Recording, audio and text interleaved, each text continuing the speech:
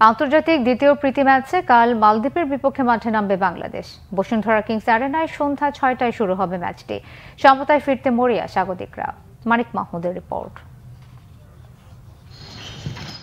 দুই ম্যাচের সিরিজে প্রথমটিতে মালদ্বীপের কাছে ফিনিশিং দুর্বলতার খেসারত দেয় বাংলাদেশ দল। 1-0 হেরে যায় ম্যাচটি।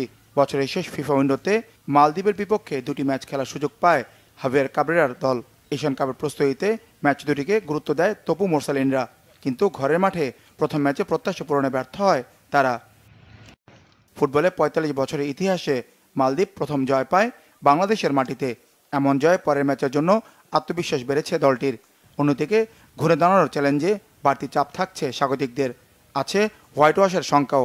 মান রক্ষায় বছরের শেষ ম্যাচটিতে মালদ্বীপের বিপক্ষে জয়ের বিকল্প নেই স্বাগতিকদের। এত সুযোগ পাওয়ার পরও প্রথম ম্যাচে কেন আমরা গোল করতে পারিনি সে ব্যাখ্যা কঠিন। দ্বিতীয় ম্যাচেও প্রতিপক্ষের বক্সে আক্রমণের চেষ্টা থাকবে। আমি বিশ্বাস করি এবার অন্তত গোল করতে পারবো, ম্যাচটাও জিততে পারবো।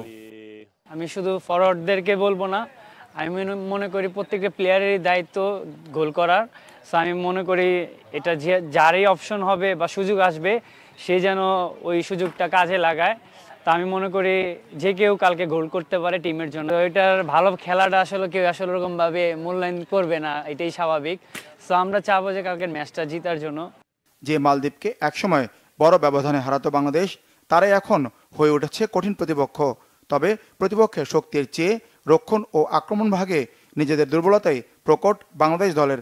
সেট পিস থেকে গোল খাওয়া ও ফিনিশারের অভাবে বারবার সুযোগ নষ্ট করা এখন নিয়মিত ঘটনা।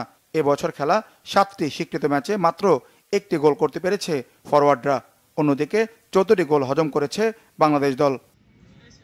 মানিক মাহমুদ, বাংলা ভিশন, ঢাকা।